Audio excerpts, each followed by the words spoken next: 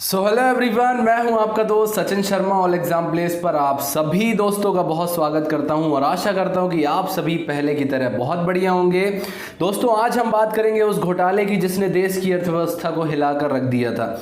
बात करेंगे 1980-90 के दशक में स्टॉक मार्केट के उस बेताज बादशाह की जिसने स्टॉक मार्केट की दशा और दिशा दोनों ही बदल दी थी। हाँ दोस्तों, ये नाम है हर्षद मेहता, जिसे बिग बुल शेयर मार्केट का अमिताभ बच्चन के नाम से जाना जाता था। हम ये भी देखेंगे दोस्तों कि किस तरह से हर्षद मेहता ने 4000 करोड़ रुपए से भी अधिक का घोटाला किया था, और साथ ही बात करेंगे उस बेबाक महिला पत्रकार की जिन्होंने इस घोटाले का पर्दाफाश किया और हर्षद मेहता की रहस्यमयी मृत्यु, साथ ही उस प्रधानमंत्री की जिस पर हर्षद मेहता ने जो है रिश्वत लेने का आरोप लगाया था।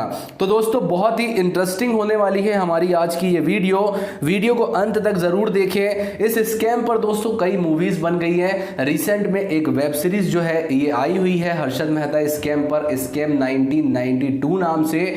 तो इसलिए जो है ये मुद्दा फिर से गर्मा गया है। वीडियो को शुरू करने से पहले आपको बता देना चाहता हूं, अगर आप घर बैठे एमपी पुलिस कांस्टेबल की तैयारी करना चाहते हैं, वैकेंसी आ गई है, घर बैठे ही अपनी तैयारी को बेहतर बनाना चाहते हैं, तो नीचे जो आपको नंबर शो हो रहे हैं, इन नंबर्स पर कॉल करके जो है आप अपना रजिस्ट्रेशन करा सकते हैं, अपनी तैयारी को और भी बेहतर बना सकते हैं। तो चलिए दोस्तों, हम शुरू करते हैं। दोस्तों, 1990-91 का दौर एक ऐसा दौर था जब हमारा देश आर्थिक संकट से गुजर रहा था। 1991 में हमारे फॉरेन रिजर्व में मात्र 1 अरब अमेरिकी डॉलर शेष बचे थे। हमारे पास आने वाले कुछ दिनों के लिए जो हम देशों से तेल का आयात करते हैं, इंपोर्ट करते हैं, ये तेल तक खरीदने के लिए पैसे नहीं बचे हुए थे। इस दबाव से बाहर निकलने के लिए हमारे जो तत्कालीन प्रधानमंत्री थे श्री पीवी नरसिम्हा राव जी और पूर्व प्रधानमंत्री डॉक्टर मनमोहन सिंह जी, इनके प्रयासों से हमारे देश में दोस्तों मुक्त बाजार अवधारणा की शुरुआत हुई, जिसे हम और आप एलपीजी रिफॉर्म के नाम से भी जानते हैं। 1991 तक दोस्तों हमारी जो इकोनॉमी थी ये क्लोज इकोनॉमी थी, बंद अर्थव्यवस्था थी। अब जो है लिबरलाइजेशन, ग्लोबलाइजेशन और प्राइवेटाइजेशन के चलते हमारे देश की अर्थव्यवस्था को खोल दिया गया ताकि विदेशी कंपनियां अब भारत में आकर व्यापार कर सके, ताकि सरकार को पर्याप्त मात्रा में टैक्स मिल सके, जो विश्व के बैंक होते हैं, जो बड़े बड़े बैंक होते हैं, यहां से हमको लोन मिल सके और हमारा जो फॉरेन रिजर्व है इसमें बढ़ोतरी हो सके और विदेशी कंपनियों को भारत में व्यापार करने की छूट मिले, ताकि हमारे लोगों को जो है रोजगार मिले। इसी संकट का जो है फायदा उठाया था दोस्तों हर्षद मेहता ने। इसकी बात भी जो है हम आगे करने वाले हैं। दोस्तों, जहां एक तरफ हमारा देश इकोनॉमिक रिफॉर्म चल रहा था, वहीं एक ऐसा घोटाला सामने आया जिसने सभी इन्वेस्टर्स को, जो शेयर मार्केट में इन्वेस्ट करने वाले होते हैं, इनको दांतों तले उंगलियां दबाने को मजबूर कर दिया।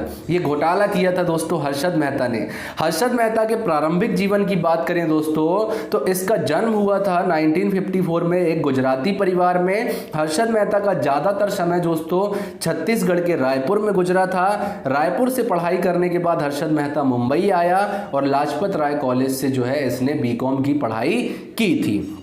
पढ़ाई के बाद दोस्तों हर्षद मेहता ने होजरी बेचने से लेकर कई छोटी मोटी नौकरियां की थी। हर्षद मेहता की स्टॉक मार्केट में एंट्री कैसे हुई दोस्तों, जब हर्षद मेहता ने new India insurance company limited में बतौर सेल्स पर्सन नौकरी ज्वाइन की थी। यहां से इसके जो है स्टॉक मार्केट में एंट्री हुई थी। इसके बाद मेहता ने दोस्तों हरिजीवन दास नेमीदास सिक्योरिटीज नाम की ब्रोकरेज फर्म में नौकरी की। कहा जाता है दोस्तों कि शेयर मार्केट के सभी पैंतरे जो थे ये हर्षद मेहता ने प्रसन्न परिजीवन दास से सीखे थे, जिनकी ये ब्रोकरेज फर्म थी। दोस्तों, इसके बाद मेहता ने 1984 में grow more research and asset management नाम से खुद की कंपनी शुरू की और बीएससी यानी बॉम्बे स्टॉक एक्सचेंज में बतौर ब्रोकर इसने जो है मेंबरशिप ले ली थी। दोस्तों, ब्रोकर जो है इसको भी हम समझ लेते हैं। ब्रोकर होते क्या है एक्चुअल में, जो शेयर मार्केट के ब्रोकर होते हैं ये क्या होते हैं। दोस्तों ब्रोकर यानी आप मिडिल मैन भी कह सकते हैं। इन्वेस्टर्स जो होते हैं उनको ब्रोकर ये बताते हैं कि किस कंपनी में आप अपना पैसा इन्वेस्ट करें ताकि आपको जो है ज्यादा प्रॉफिट हो सके। बदले में ब्रोकर इस इन्वेस्टर से कमीशन लेता है, जिसे मार्केट की भाषा में दोस्तों ब्रोकरेज कहा जाता है।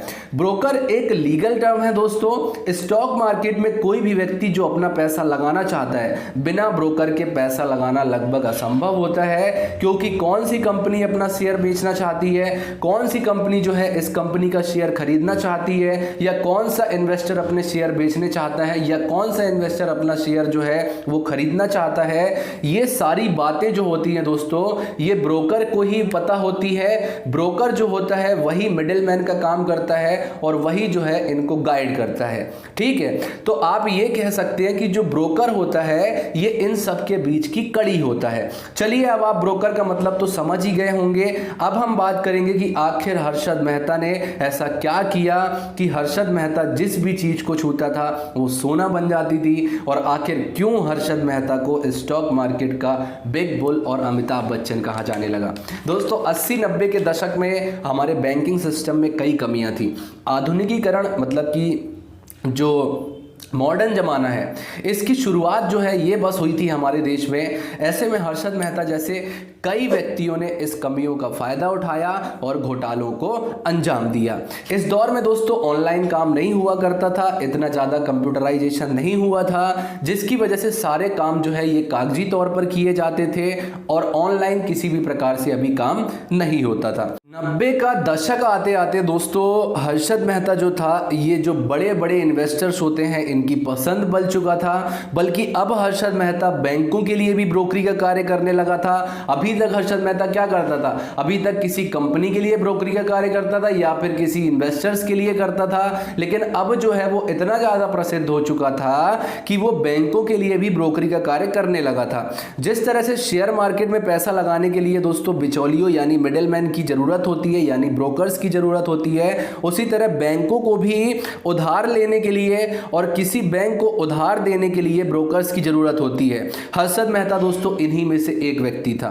हर्षद मेहता बहुत अच्छे से ये बात जानता था कि अगर मुझे पैसा कमाना है तो सबसे पहली चीज तो ये है कि मेरे पास पैसा होना चाहिए। अब ये पैसा कहां से आएगा, तो हर्षद मेहता ने यहीं से दिमाग लगाया, उसने बैंकों को टारगेट किया। आगे हम बात करेंगे कि बैंकों को इसने किस तरह से चूना लगाया। ठीक है दोस्तों, जब बैंक को किसी अल्पकालिक मतलब शॉर्ट टर्म लोन की आवश्यकता होती है तो वो बैंक अपनी सरकारी प्रतिभूतियां गिरवी रखकर दूसरे बैंक से लोन प्राप्त कर लेता है, और जब वह इस बैंक को लिया गया ऋण यानी जो लोन वो दूसरे बैंक से लेता है इसको ब्याज समेत चुका देता है या वापस कर देता है, तो जिस बैंक ने इसे उधार दिया था वो अपना मूलधन और ब्याज लेकर ये सरकारी प्रतिभूतियां इसे वापस कर देता है। ठीक है दोस्तों, क्योंकि ये शॉर्ट टर्म लोन होते हैं तो असल में बैंक सरकारी लेन देन का इस्तेमाल नहीं करते हैं बल्कि बैंक रिसीट जारी करते हैं। सारा खेल दोस्तों इसी बैंक रिसीट का है, इसी बैंक रिसीट पर पूरा घोटाला जो है अटका हुआ है। आगे मैं एक पिक्चर जो आएगी उसमें आपको समझाने का प्रयास करूंगा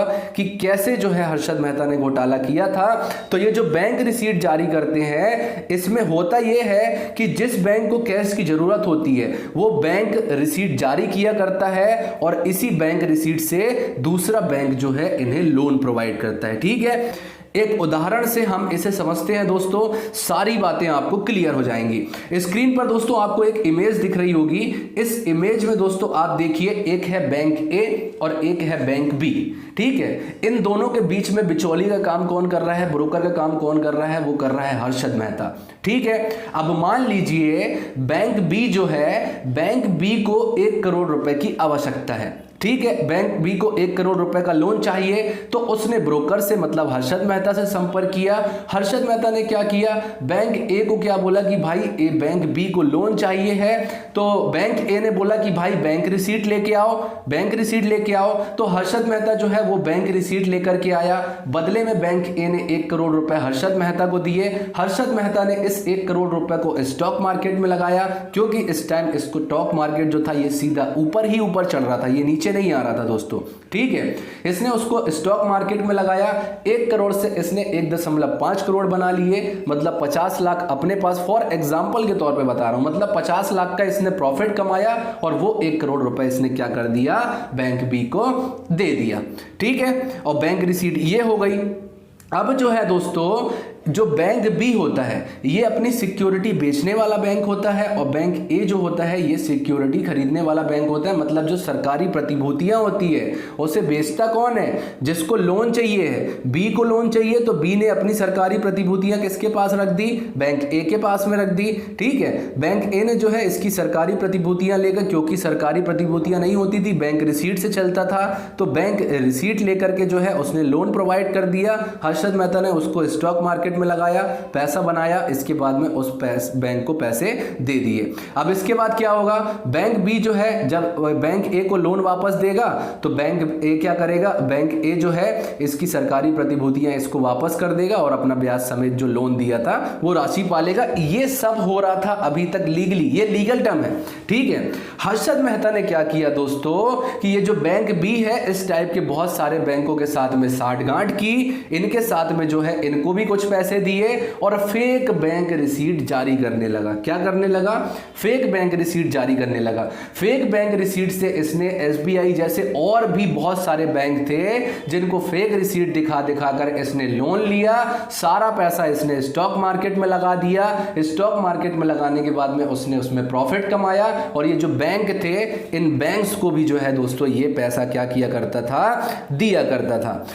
तो इस तरह दोस्तों हर्षद मेहता जो है फेक रिसीट जारी करता गया, बैंकों से लोन लेता गया, उसे शेयर मार्केट में लगाता गया, अपना प्रॉफिट बनाता रहा और शेयर मार्केट को ऊपर चढ़ाता गया। इस कार्य की वजह से हजारों करोड़ की सरकारी प्रतिभूतियां जो गवर्नमेंट सिक्योरिटीज थी ये किसी काम की नहीं रह गई थी दोस्तों। उस टाइम जो है बैंकिंग सेक्टर से जुड़े जो अधिकारी होते हैं उन्होंने ये बयान जारी किया था कि इसके घोटाले की वजह से हमारी जो हजारों करोड़ रुपए की गवर्नमेंट की सिक्योरिटीज हैं ये किसी भी काम की नहीं रह गई हैं, क्योंकि भाई फेक बैंक रिसीट जारी कर रहा था ये। तो शेयर मार्केट जो है तेजी से ऊपर चढ़ता जा रहा था, क्योंकि हर्षद मेहता जिस भी बैंक से ऋण लेता था दोस्तों उसको तय समय से पहले प्रॉफिट के साथ में वापस भी लौटा देता था। साथ ही मेहता से जुड़े सभी इन्वेस्टर्स को भी काफी फायदा हो रहा था। एसीसी सीमेंट का नाम आपने सुना होगा, जिसका पूरा नाम होता है एसोसिएट सीमेंट कंपनी। जब मेहता ने इसके शेयर्स में दिलचस्पी दिखाई दोस्तों तो 200 रुपए का एसीसी का जो शेयर वैल्यू थी ये इसकी कीमत बढ़ के 9,000 रुपए हो गई थी।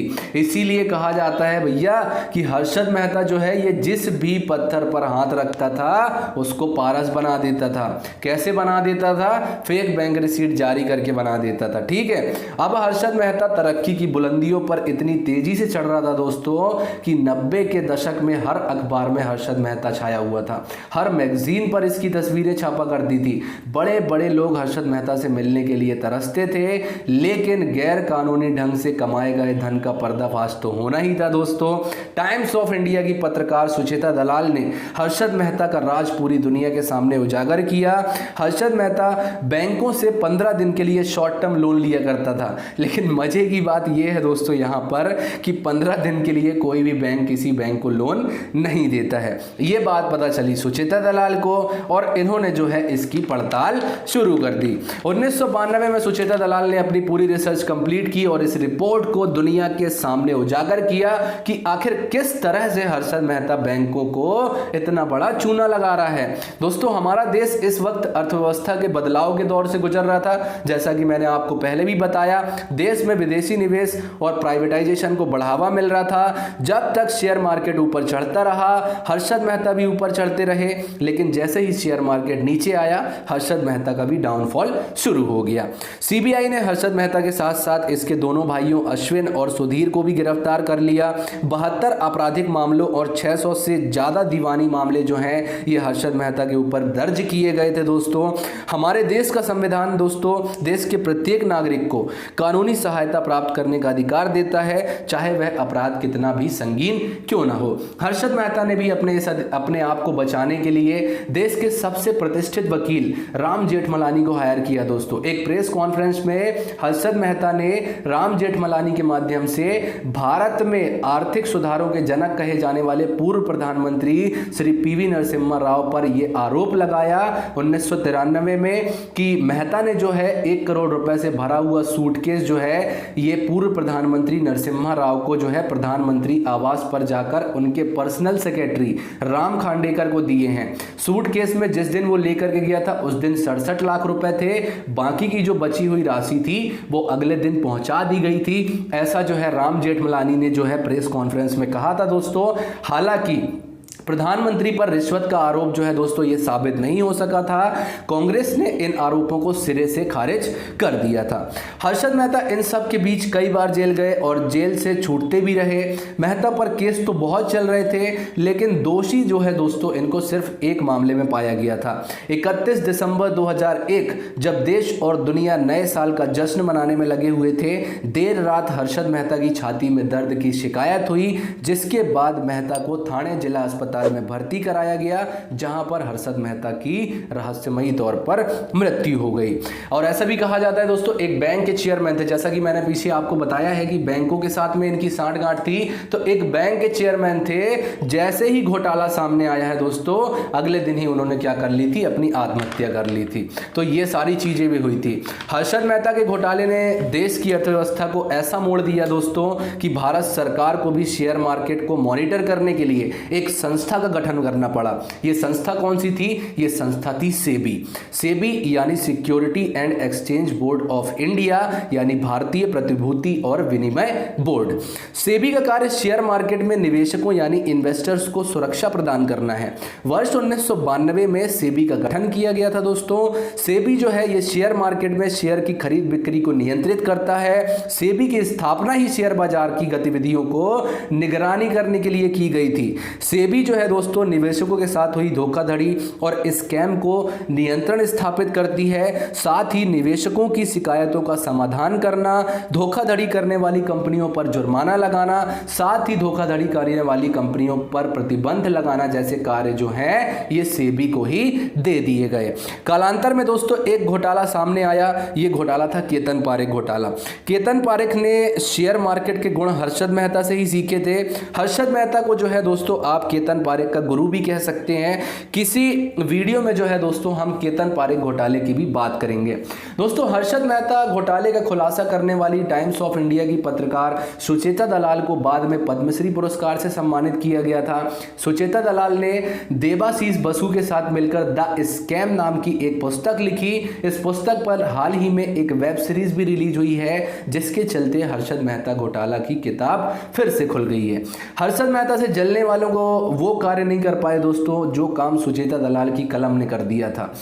कहीं पर इस घोटाले की राशि जो है 4000 करोड़ बताई जाती है, कहीं पर 5000 करोड़ बताई जाती है। वास्तव में ये घोटाला कितने हजार करोड़ का हुआ था इसका आधिकारिक आंकड़े पूरी तरह से जो है सच को बयां नहीं करते हैं कि वास्तव में ये घोटाला कितने हजार करोड़ रुपए का था। क्योंकि दोस्तों इस घोटाले में आप ये देखिए कि चेहरा जो है ये मेहता था, ठीक है, चेहरा जो है ये मेहता था, लेकिन इससे जो है आप खुद सोचिए कि कितने सारे लोगों को उस टाइम प्रॉफिट हुआ था। तो इस इलीगल काम के करने के चलते उनको प्रॉफिट हुआ था। तो अगर उन सारी रकमों को भी हम जोड़ेंगे तो ये तो बहुत ज्यादा उससे हो जाती है। तो इसका जो विस्तृत आंकड़ा है दोस्तों ये आज भी नहीं मौजूद है। खैर दोस्तों आप इस घोटाले को लेकर क्या राय रखते हैं? क्या आपको भी लगता है कि ये घोटाला सिर्फ 4000 करोड़ का था या फिर इससे भी कहीं ज्यादा का? अगली वीडियो में आप इस घोटाले के बारे में क्या जानना चाहते हैं कमेंट बॉक्स में अपनी राय जरूर लिखें। यहीं पर समाप्त होता है हमारा आज का वीडियो को देखने के लिए आप सभी दोस्तों का बहुत बहुत धन्यवाद, बहुत बहुत आपका आभार कि आपने हमारा ये वीडियो देखा। चलिए दोस्तों आपसे मिलेंगे अपने अगले वीडियो में, तब तक के लिए नमस्कार, जय हिंद, जय Bharat and thanks for watching this video.